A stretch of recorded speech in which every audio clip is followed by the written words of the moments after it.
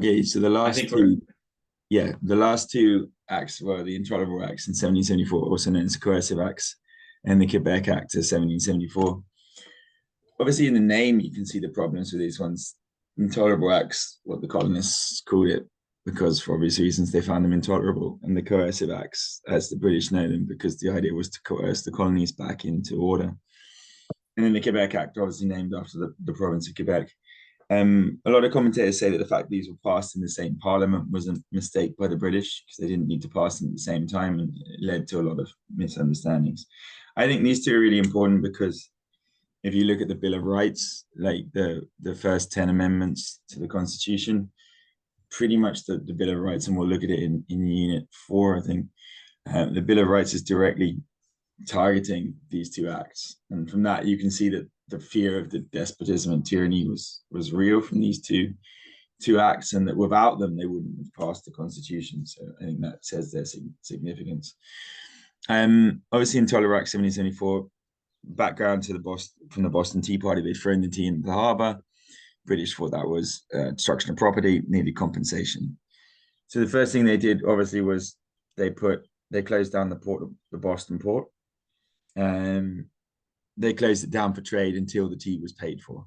So that was their way of asserting their authority over it. It was basically like punishing a child that wasn't obeying what the teacher wants according from to the our classroom. long-standing analogy. Yeah, to keep our little metaphor running Sorry, through. Americans. Sorry, Americans. So they closed off their port, which obviously they saw as a restriction on their trade, which is going to irritate the merchants and again highly influential people in the colonies themselves. They shut down the assembly effectively and replaced it with the powers of the governor. So this is obviously removing what they consider to be their democratic assembly that represents them and replacing with the royal governor, which is basically at this point symbolizing the despotism of the king. A new quartering act was imposed, so fear of despotic army. I think that obviously the quartering act was put in before under the Townshend duties, but this time I think enforcing a quartering act on a city that had 5 people killed by the British Army 4 years earlier is going to be different than when you impose it 4 years before that happens. So I think that point is just reinforcing the despotism. And the idea of the murder trials being taken to England, I think, would have been fundamentally. But if you look at 4 of the Bill of Rights amendments are to do with trial by jury.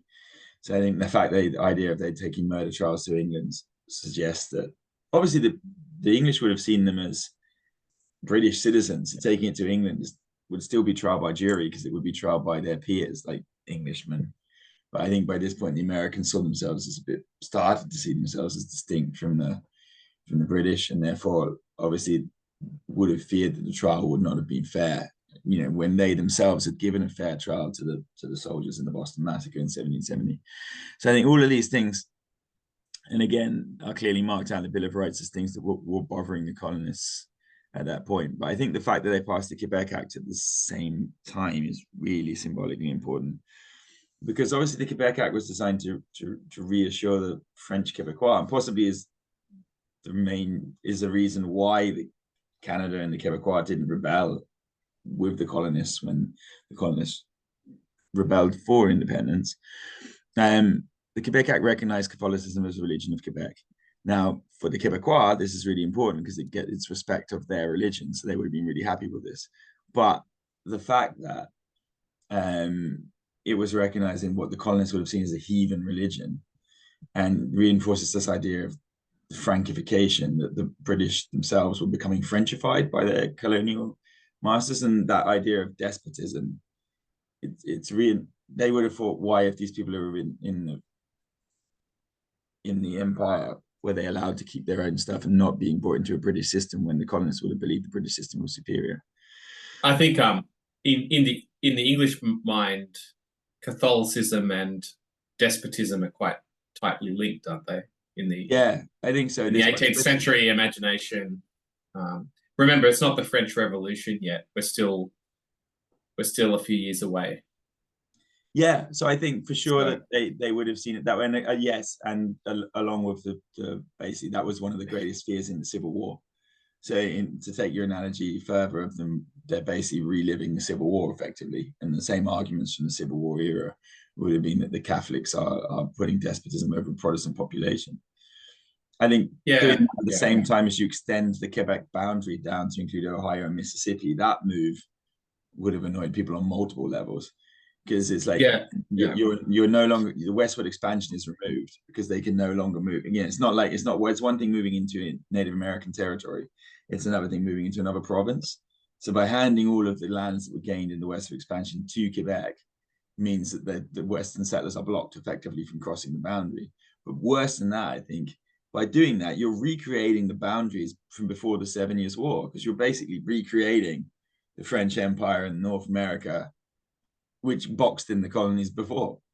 So it seems weird, I imagine, for the colonists that the British are effectively recreating the boundaries of a war they won and rewarding who they would see as the losers of the war, and French and not British. And why are they getting the territory? Why are they allowed it? Obviously, the British would have seen it as they know that the French Quebecois were mostly interested in fur trading, weren't really interested in land. So the chances of conflict with Native Americans was lower because the French had better relations with the Native Americans in general. But still, I think all these things look weird to the colonists. French civil law was retained, which is obviously the idea of respecting the local territory, which is unusual for the British, the irony of this, that they're respecting the local customs, but that limited trial by jury. And I think that the fact that they limited trial by jury at the same time they took murder trials to England meant that the colonists saw the Intolerable Acts as the first step towards the Quebec Act, which was the real intention, or for them was the real intention of the British government, and the British government was going to enforce this on them. So this was stage one to stage two. Can I ask a question though? Yeah. Because I think on the face of it, the accusation that the Parliament had some kind of despotic design on America is absurd from the face of it. I mean, you would need to have, you would need a massive, you would need a big army. You would need also, if it really was if that was really the aim, then the reality would presumably be quite different. But so my question is, to what extent is despotism is a kind of cunning rhetorical ploy being used by certain orators to stir up anti-British feeling? And to what extent do people actually really feel that they have to defend themselves against some other despotic power? Those two things aren't clearly divided in my head, but it's a question. Yeah, no, let me just finish the last bit and then I'll take on that question. So okay, sorry. Yeah, no, it's not a problem. It's just like I'm just going to finish the last. The last thing they did was, and because it leads into that as well. So, and then in French Canada, they removed the assemblies. They have no colonial assembly, no parliament at all, effectively, in their own colonies, and all the power is put in the hands of the royal governor. Which, when at the exact same time in Massachusetts, they've just shut down the assembly and put the power into the royal governor. I think it looks like it's moving in that direction as well for the colonists.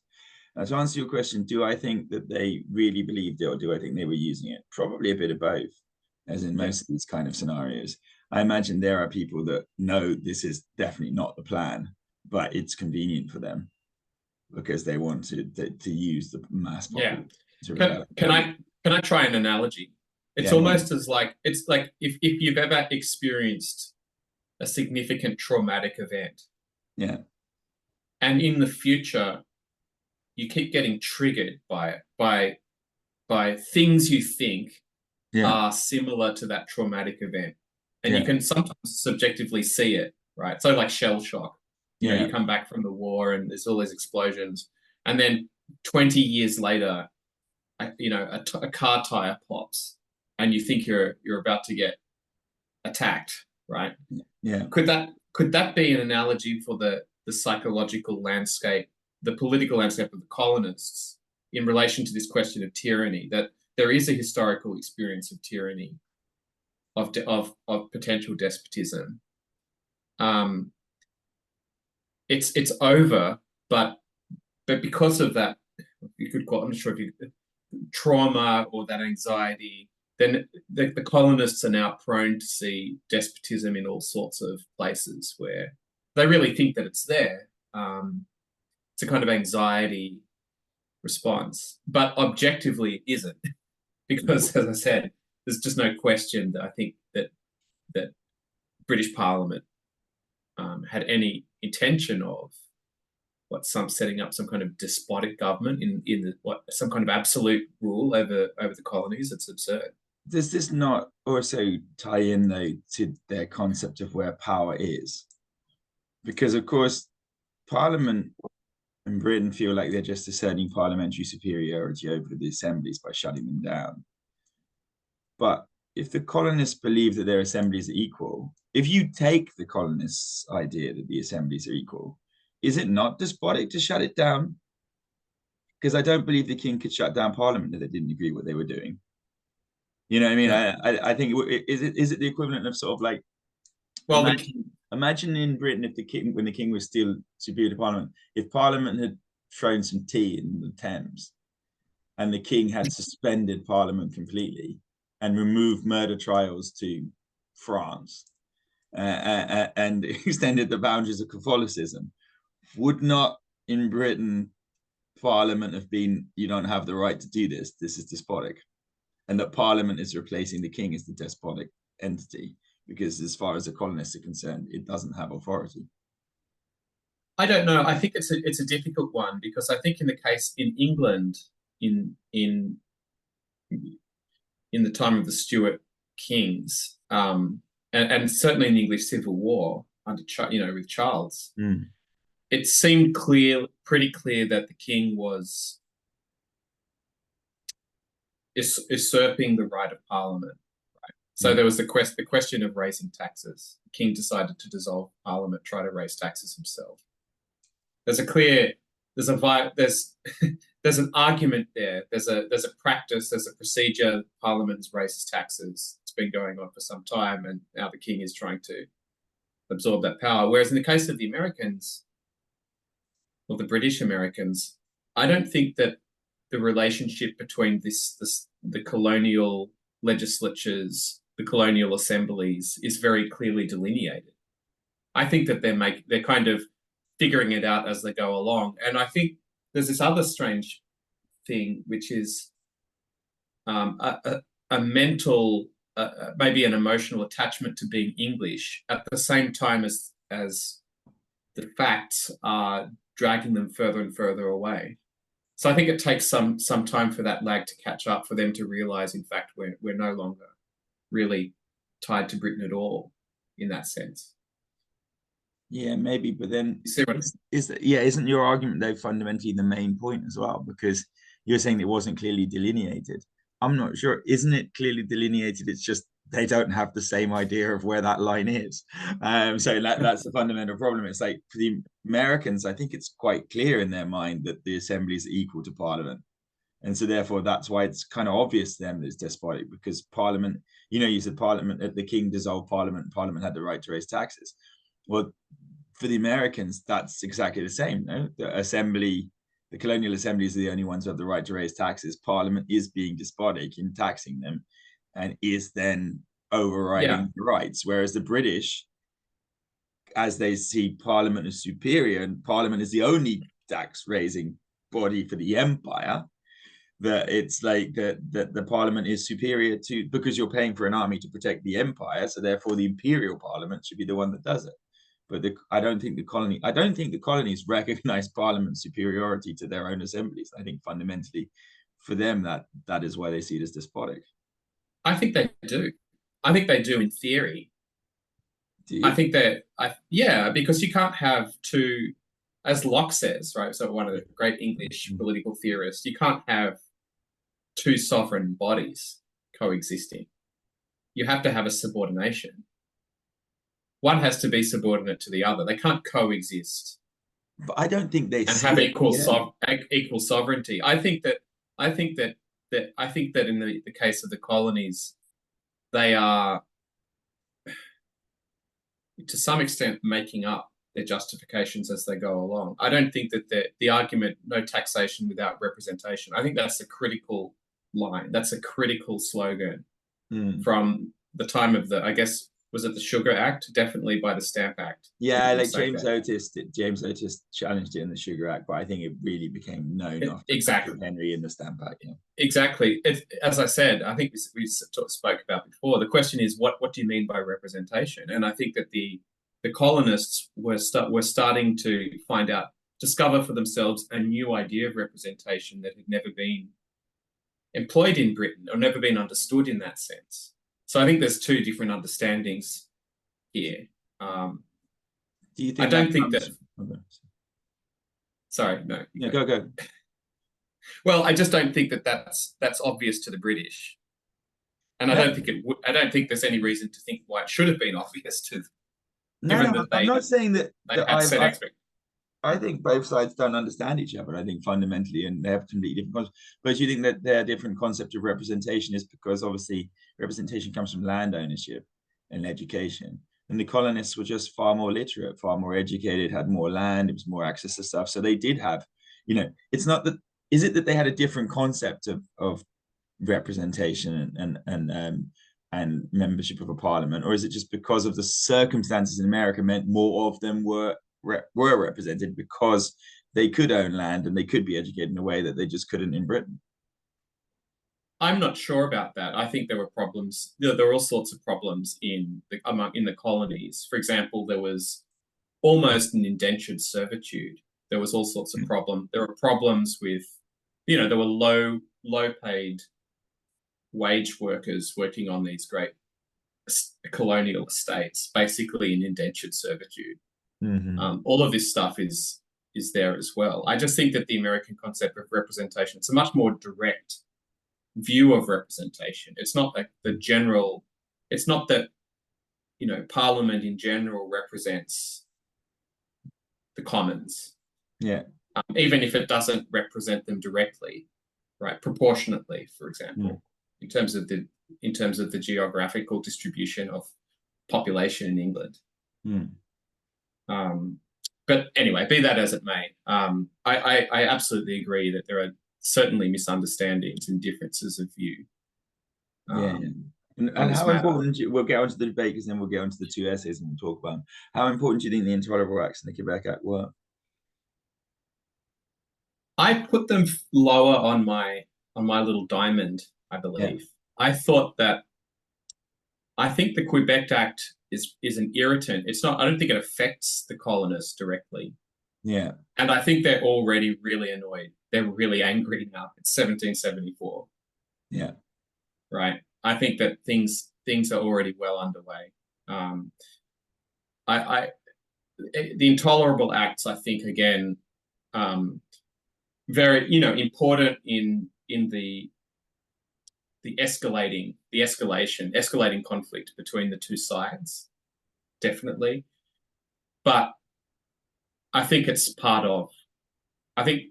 it's really the Townsend duties that initiate that spiral, if you want to put it that way. So I guess it's a difficult question, isn't it? Where you actually find the key inflection point and what is just an effect of something else, an effect of that inflection point.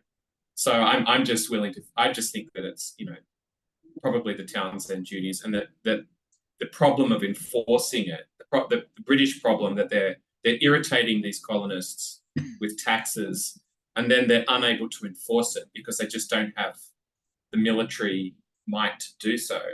Yeah. Leads them into this paradox where they either have to be conciliatory, but as they're conciliatory, they have to, they're a big power. They have to prove that they're the dominant power here. So they have to do something. Hence the Intolerable Acts. Hence the Quartering Act. But this is, I guess, part of that. Part of the escalation, and not really the thing that sets it off. if I Yeah, can put it that way. yeah. I see your point. I think really you are looking at the stamp act if you kick off. I think all 7 of these are important. I think the exam board can ask all 7 of these as the inflection point, which is why I put them all down here, because I think they're more important than the Sugar Act and the other ones. One thing in the Intolerable Act, I think the Intolerable Acts brought maybe more of a unity, because even though they had the Stamp Act Congress when they first came together, there wasn't much unity of purpose until the Intolerable Acts came in. And there was still a kind of idea in the colony, because obviously the First Continental Congress gets called after the Intolerable Acts. That brings them all together.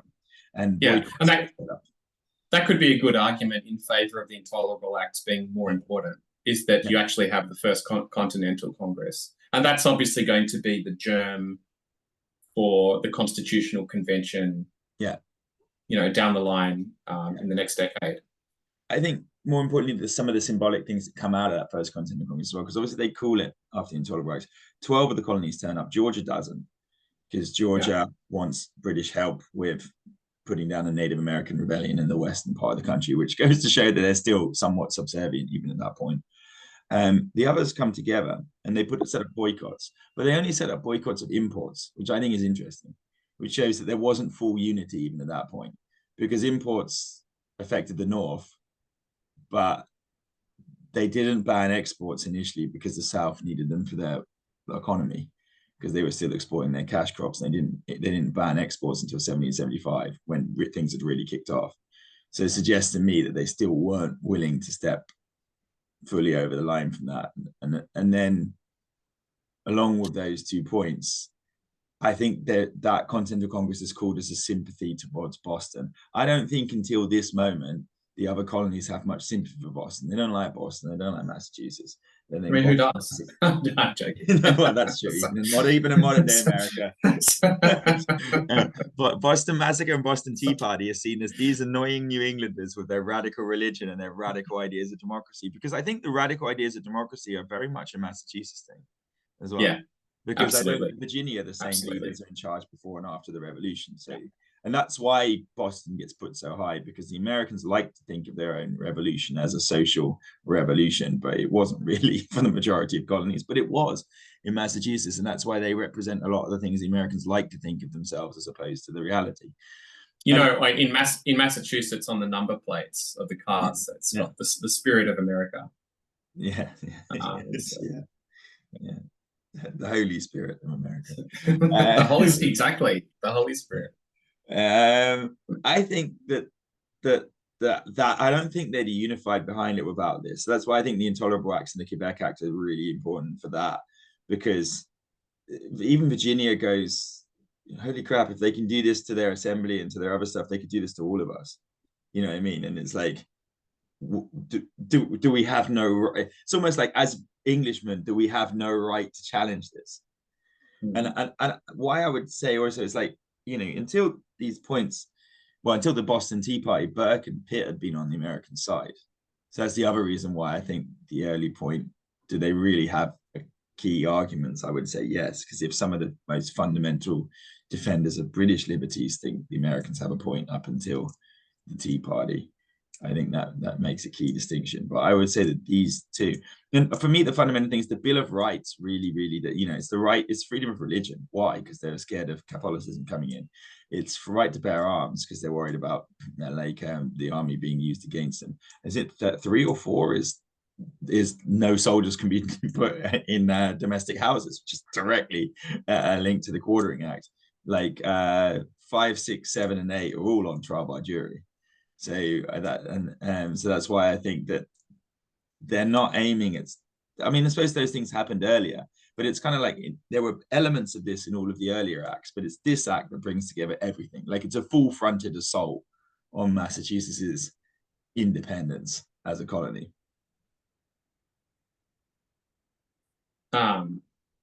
Perceived as I would put the term perceived as. Oh yeah, okay, yeah. Sorry, I agree. Okay, sorry. The mass Boston sees this as a full frontal assault on their liberty. Yeah, but I guess that the difficulty is when you're trying to put these events in some kind of rank order of significance, is what narrative you're connecting them to. Yeah. Right? Because if, for example, you looked at these events through a fundamentally economic lens, then I think you would be more inclined to emphasize the taxation aspect of this story. Yeah. The Stamp Act, Townsend duties.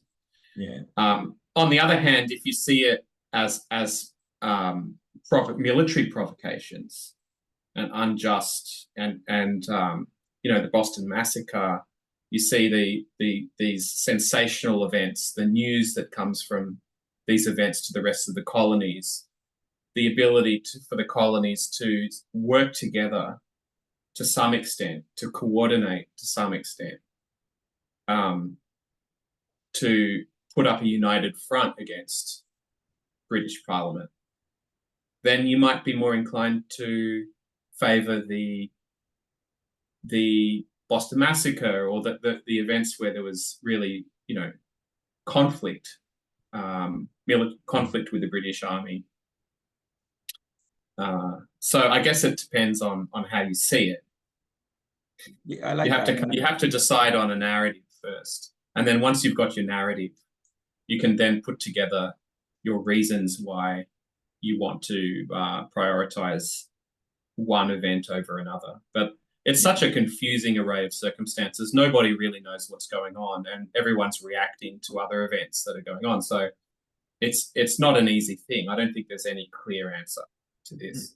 No, I mean, I like that idea of the narratives. I've not thought of it like that way before, but like, yeah, if you take it economically, Stamp Act, Townsend duties, militarily with Boston Massacre, I think you can add to that free movement of people. You can take the Proclamation Act because the ability to move into the lands they're going in, and property damage for the Boston Tea Party, and then like full-on despotism, the Intolerable Acts in Quebec Act. And perhaps the key is that there are like 5 threads running through this, and they're all there in some people's minds, but I don't think they're all there in everybody's minds. You know what I mean? So it's like it's compartmentalized. So different people are pushing for different reasons, and it might also explain why it just inevitably snowballed into like a revolution. Yeah, no one really had in mind how an end game of this was. That's right, and the question is also most important for who. Yeah, because it's not as if the colonists are a homogenous group. No, there's huge differences between Massachusetts, New York, Virginia, not to mention the other colonies. Differences in geography, difference in demographic. Yeah. Right. And radicalism. Absolutely. So that's an additional complication. Yeah, we'll deal with that in Unit 1 as well, because we have to deal with how the colonies were different in the first part, and it builds into this. Yeah. So do we have any agreement on this? Since you reckon your top 3 were. So my top 3, and again, I'm not willing to die on this sword. Can I put it that way? So, but I was inclined to think of the Stamp Act and the Townsend duties, perhaps the Boston Tea Party, as those were my top 3. Yeah. At the bottom, I had the Proclamation Act, because I thought that was actually just a follow-on from the Stamp Act, and likewise, I thought that the Intolerable duties, etc., were more of a follow-on from the Townsend duties, rather than an important event in themselves. That was my reason. Now, as I said, I could be convinced another way. I think all 7 are valid, and I made my class debate it in year 12 when they were doing this. I think this all are valid, and I think everyone came up with different reasons, which I think means you have a different understanding. You know, everyone's going to take their own point on this, and that's probably the great irony. Is probably that's exactly how the colonists and the British. So James, can I ask a question on behalf of your students? Yeah. What ones did you put at the top? Intolerable Acts and Quebec Act, I think you can combine them together, and the Stamp Act for me are the key ones. You put the Intolerable Act, the Quebec Act, and the Stamp Act. Okay. Yeah. But after going through it, I've actually think the Boston Tea Party is more important than I thought it was, and maybe the Townsend duties as well, after we've debated it, because I can see that Boston Tea Party destruction of property being the key one for the British. So I think I've always looked at it through the prism of the colonists. And if you're looking at it through the prism of the British, I think the ones you've picked are more on the prism of the British angle on it. And I think I've gone for more of the ones on the angle of the colonists. Right. Well, possibly shows our sympathies to the people. It'll be interesting when we get on to the next question of who's most to blame, whether we come in on this one.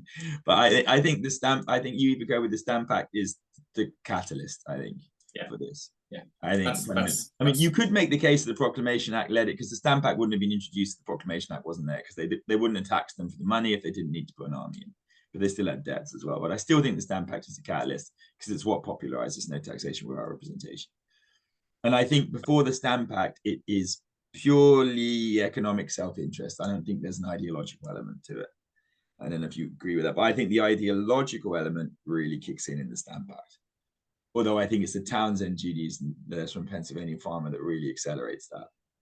But I think the inevitability then of developing an I think once you develop an ideological angle to it, it becomes more difficult to back down, because you can deal with economic disagreements, economic problems you can deal with, because you can just solve those because they're rational.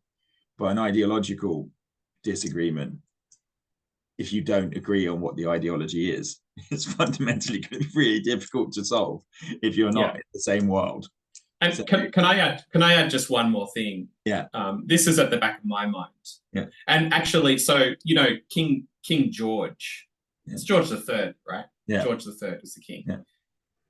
George III replied. So when the Declaration of Independence was issued, claimed, published, King George replied, and he insinuated in his response that, in fact, these colonial elites had basically found an excuse to initiate a popular uprising, which benefits them.